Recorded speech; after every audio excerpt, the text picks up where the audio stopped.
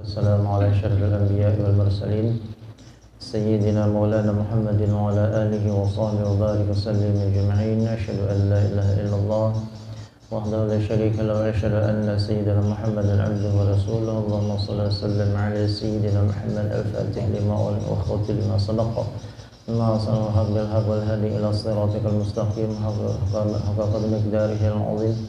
نسألكم يا أهل الظرف ويا أهل الباطن ويا أهل النبه ويا أهل النور نوينا تعلم النفع والانتفاع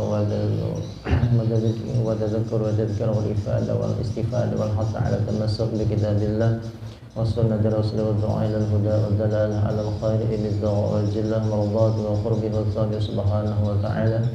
رب اشرح لي صدري ويسر لي أمري واحلل عقدة من لساني يفقهوا قولي. Al-Mukarram Al-Muhtaram yang sama-sama kita muliakan Ayahanda Al-Hadid Harun Hashim beserta keluarga beliau. Doakan beliau semoga Allah Subhanahu wa taala selalu berikan beliau kesehatan, kekuatan untuk berkhidmat kepada umatnya Nabi Muhammad sallallahu alaihi wasallam, dan juga mudah-mudahan segala hajat beliau baik hajat dunia pun hajat akhir dikabulkan Allah, dan segala urusan beliau, urusan dunia pun urusan akhir dipermudah oleh Allah Subhanahu wa taala. Dan juga mudah-mudahan kita yang hadir mendapatkan keridhaan Allah Subhanahu wa taala, mendapatkan pandangan rahmat dari Allah, mendapatkan pandangan rahmat daripada baginda Nabi Muhammad sallallahu alaihi wasallam, dan mudah-mudahan Allah Subhanahu wa taala akhiri kehidupan kita dalam keadaan husnul khatimah. Amin ya rabbal alamin. Salawat beserta salam kita lihatkan kepada junjungan kita Nabi besar Muhammad sallallahu alaihi wasallam beserta para sahabat dan tabi'in wa tabi'at tabi'in ila yaumil akhir. Dan mengucapkan Allahumma shalli wa sallim ala sayyidina Muhammad wa ala ali sayyidina Muhammad. Bismillahirrahmanirrahim. Qala al-muallif rahimahullah ta'ala nafa'ana bihi wa bi 'ulumihi fid dharain amin. Wa 'alam an-nasa fil amali 'ala thalathi asnaf. Ketahuilah bahwasanya manusia dalam segi angan-angannya itu terbagi tiga macam. Manusia yang punya angan-angan, manusia itu punya cita-cita. Jadi manusia punya cita-cita itu ada tiga bagian, ada tiga macam modelnya. Jadi masing-masing kita ini pasti mempunyai angan-angan, pasti punya cita-cita. Apakah kita masuk dalam bagian pertama, bagian kedua, dan bagian yang ketiga? Bagian yang pertama nanti akan kita jelaskan adalah bagian yang mana la amalalahum aslan. Orang yang kadang-kadang berisi angan-angan sama sekali. Kadang-kadang sama sekali angan-angannya yang dia pikirin 100% untuk akhirat. Kehidupannya fokus untuk akhirat. Ini bagian yang pertama. Dan bagian yang kedua, orang itu punya angan-angan, dalam kehidupannya punya angan-angan, tapi kadang sampai melupakan angan-angan itu kepada akhirat. Dan kadang sampai dunianya itu melalaikan dia dari Allah Subhanahu wa taala.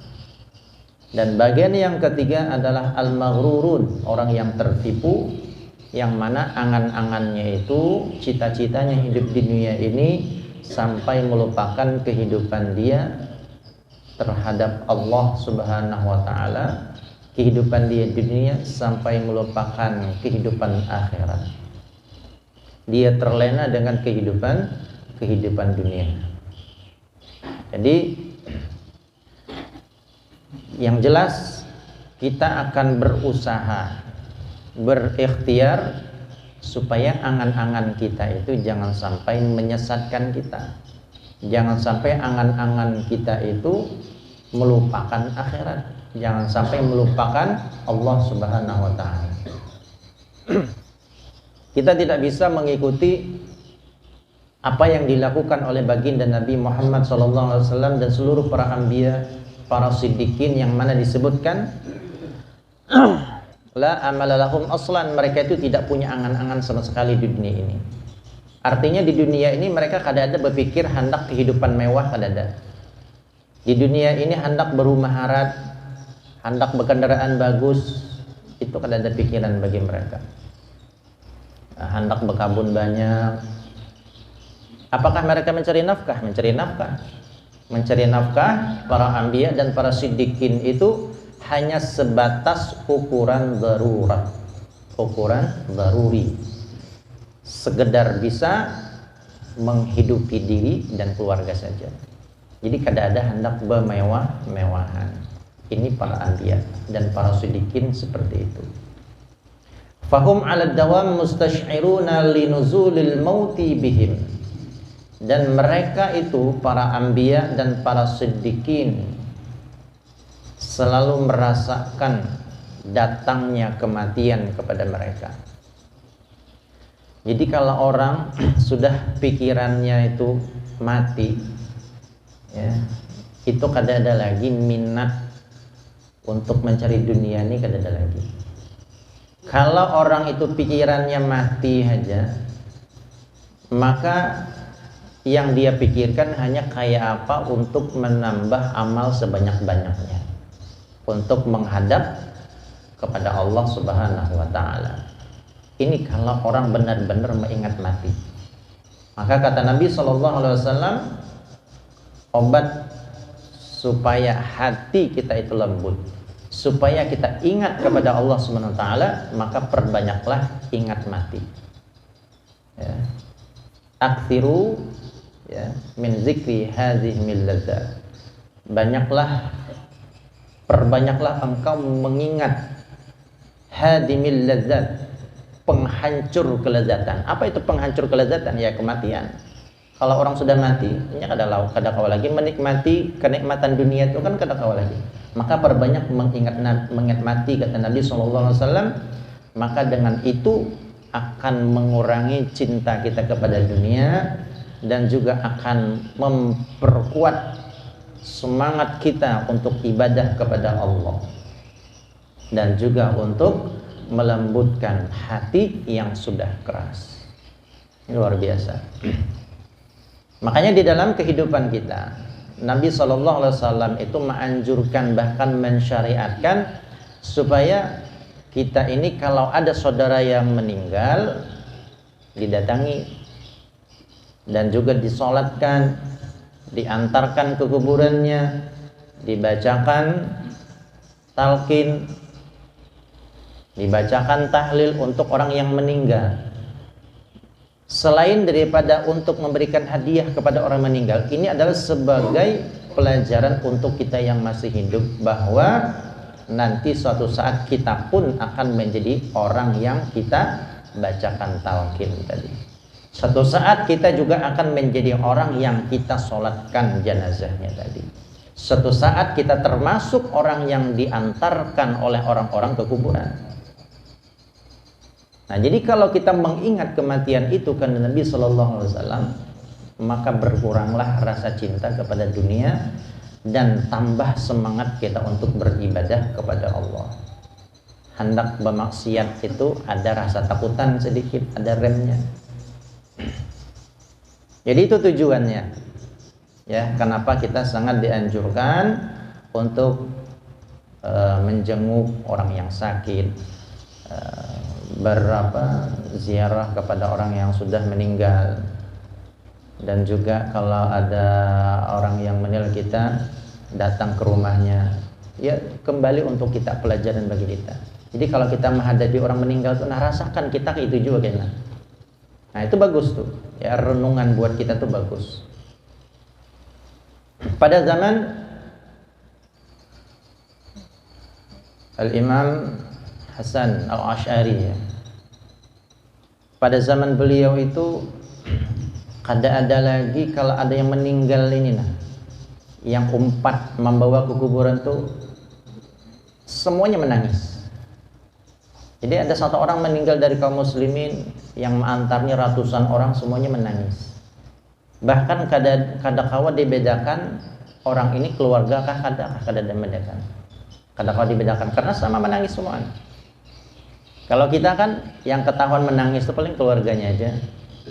Ya, kalau kita yang kadang keluarga antar masih ketawa aja lagi, masih senyum-senyum. Kalau keluarga mungkin ada yang menangis, berarti masih ketahuan bedanya. Tapi pada zaman dulu, ya orang-orang dulu, para ulama salafus saleh, mereka sampai mendidik umat Nabi SAW begitu tingginya rasa takut mereka kepada Allah Subhanahu wa taala, sampai kalau melihat ada orang meninggal mereka menangis semuanya. Menangis bukan karena apa, bukan menangisi si mayit, tapi menangisi diri mereka. Orang yang si mayit mereka sudah lepas, sudah selamat dari sakitnya kematian, itu sudah selamat. Jadi mereka itu menangis kayak apa kita nih menghadapi kematian.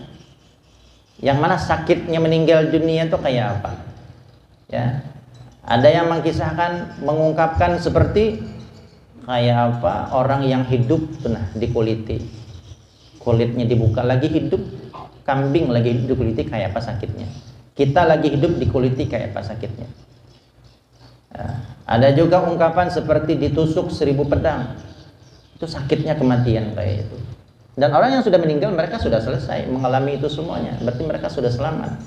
Dan tergantung kita kayak apa menghadapi kematian, apakah kita merasakan sakit yang begitu luar biasa atau kita diberikan keringanan oleh Allah SWT sampai tidak merasa sakit kematian itu.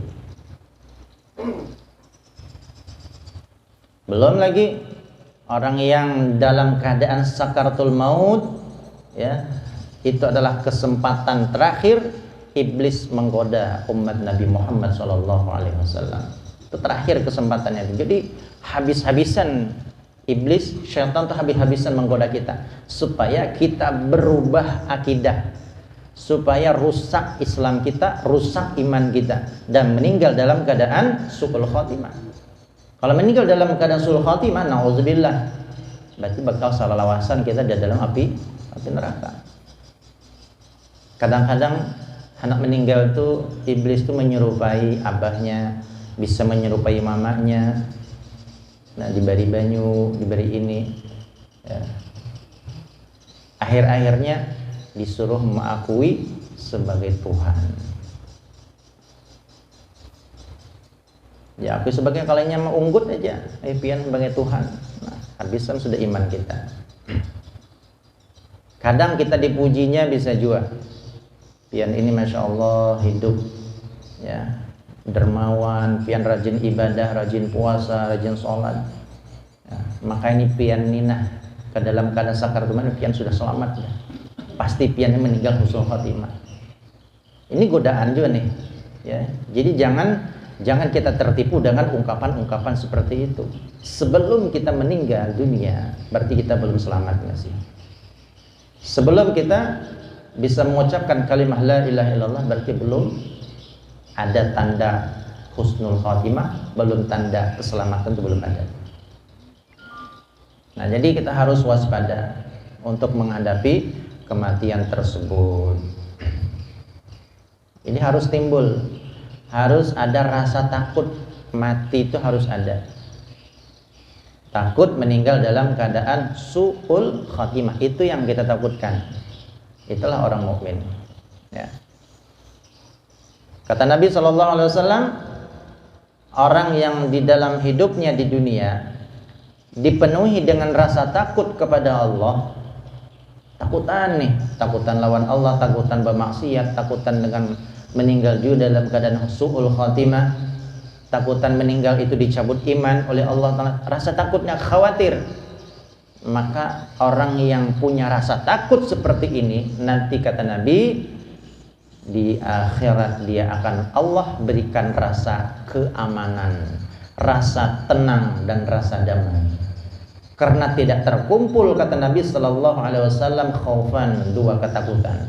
Artinya kalau sudah habis rasa takut itu dia gunakan di dunia, maka takut ini kada lagi berhinggap pada orang itu di akhirat.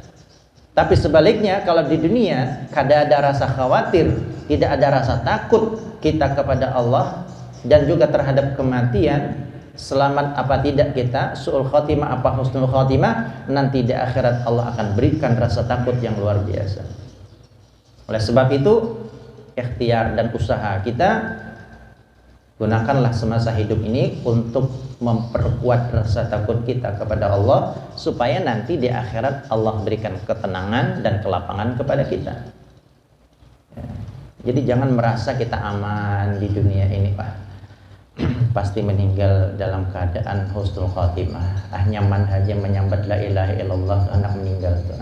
Nah, orang yang kaya ini yang bahaya itu yang mengentengkan seperti itu.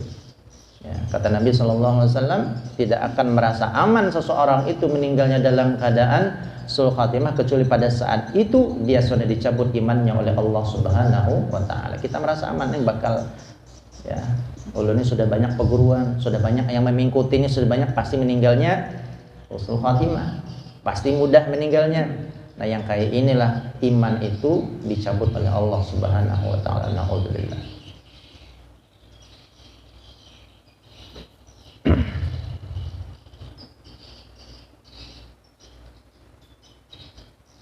Wa qad saru min al-iqbal 'ala Allah 'ala ad-daril akhir bihaitsu law qila li ahadin innaka maytun ghadan lam yajid mawdi'an li ziyadati 'ala ma huwa 'alaihi min al-'amal salih.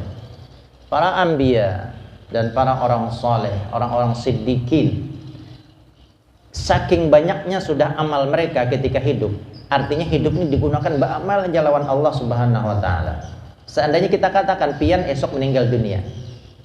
Ya, kita katakan pian besok meninggal dunia, maka orang ini kada kawal lagi menambah amal. Seharusnya kan kalau dipadahi kita nih, dipadahi orang bakal meninggal dunia besok, pasti kita berusaha untuk menambah amal, sembahyang yang banyak, baca Quran yang banyak, berzikir, bersolawat. Orang para siddiqin, para anbiya dipadahi ke itu inya kada kawal lagi nambah. Kenapa? Karena seluruh waktunya sudah habis diisi untuk ibadah kepada Allah Subhanahu wa taala. Jadi kada ada lagi peluang untuk berangan-angan yang tinggi, itu kada ada lagi.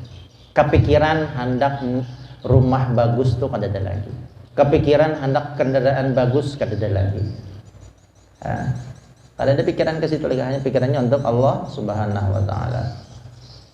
Lintihai fi'il al-ghayah al-quswa allati laysa wara'aha ghayah wa kadzalika la syai'an yatrukuh li'annahu qad taraka kulla syai'in la yuhibbu ay yanzila bihil mautu wa huwa mulabisul lahu. Bahkan dia itu telah meninggalkan sesuatu apapun yang dia tidak sukai ketika maut akan menjemput mereka. Jadi mereka tuh sudah siap-siap nih, sebelum datang kematian sudah siap-siap. Kita kan kadada yang hendak meninggal dalam keadaan kada baik, kadada. Kadada yang meninggal dalam kadada yang ingin dan mau meninggal dalam keadaan lagi berjudi, lagi mabukan, lagi berzina, lagi berdusta, lagi bermaksiat, kan kadada yang hendaknya kayak itu. Para anbiya mereka sudah melaksanakan jauh-jauh hari, para siddiqin jauh-jauh hari sudah mereka amalkan itu. Mereka jauhi semuanya yang sekiranya itu bisa menyebabkan kematian dalam keadaan tersebut, mereka tinggalkan yang keadaan baik tadi. Maka kata Nabi SAW, kullu halin turidu an tamutu alaih falzamha wa kullu halin la turidu an tamutu alaih fatruku. Setiap keadaan yang kita hendak meninggal dalam keadaan itu, maka lazimi, banyaki. Kita bercita-cita hendak meninggal dalam keadaan baca Quran, maka banyaki baca Quran. Lazimi baca Al-Quran. Artinya sebagian besar waktu dalam hidup ini gunakan untuk Al-Quran, maka insya Allah meninggal dalam keadaan membaca Al-Quran. Kalau kita ingin meninggalnya dalam keadaan sholat, banyaki sembahyang. Ya, bukan hanya sekedar sholat wajib aja, sholat sunnahnya, sholat tahajudnya, sembahyang duhanya, qabliyah, ba'diyahnya, digawi semua itu. Insya Allah kalau sebagian waktu dihabiskan untuk sholat, insya Allah meninggal dalam keadaan sholat. Kayak itu Bang, kita ini pilih meninggal hendak dalam keadaan kayak apa, maka banyaki amal itu. Dan sebaliknya, setiap keadaan yang kita hendak meninggal dalam keadaan itu, maka hindari. Ya. Kada usah misalnya yang perbuatan maksiat yang ganal-ganal, berzina, mabuk-mabukan, minuman khamar, berjudi, Ya. Kemungkinan kita kada hendak meninggal dalam keadaan yang kosong daripada ibadah itu kita kada hendak. Meninggal dari keadaan lagi nonton TV, ya, lagi nonton sepak bola, meninggal dunia, kada ada yang hendak kalau. Ya, lagi nonton bola, ya, karena takajud orang yang kita dukung itu kalah, meninggal, adalah yang hendak itu, ada kan?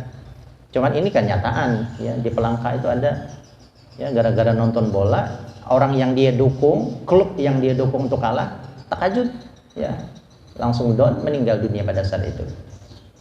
Kan kita hendak kita yang seperti itu, karena meninggal yang ini bukanlah meninggal yang terpuji. Meninggal dalam keadaan lalai. Jadi berusaha kita meninggal dalam keadaan baik. Usahakan itu, pikirkan hendak meninggal kayak apa. Meninggal dalam di masjid kah? Hendak meninggal dalam keadaan puasa kah? Berarti banyaki puasa. Hendak meninggal di masjid, banyaki berdiam di masjid. Hendak meninggal lagi majelis ilmu, banyaki menghadiri majelis ilmu. Insya Allah akan dipermudahkan oleh Allah Subhanahu wa ta'ala. Mudah-mudahan Allah Subhanahu wa ta'ala ampuni dosa kita. Mudah-mudahan Allah berikan kita istiqamah untuk hadir majelis ilm, dan mudah-mudahan Allah akhiri hayat kita dalam keadaan husnul khatimah, dalam keadaan baik, dalam keadaan Allah ridha kepada kita. Amin ya rabbal alamin.